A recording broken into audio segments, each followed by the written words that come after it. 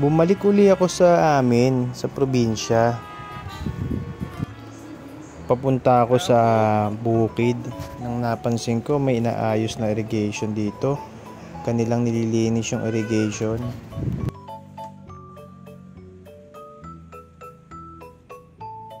Ito kasi yung shortcut papunta dun sa pupuntahan ko na lupa.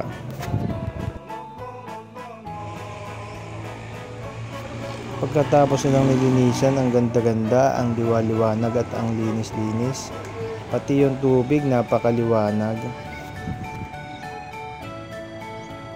Oh my God! Wow!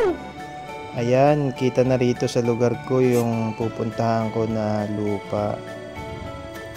Napakaganda talaga dito sa probinsya. Nakakatanggal ng problema at stress. Lalo na kapag ganito ang iyong makikita.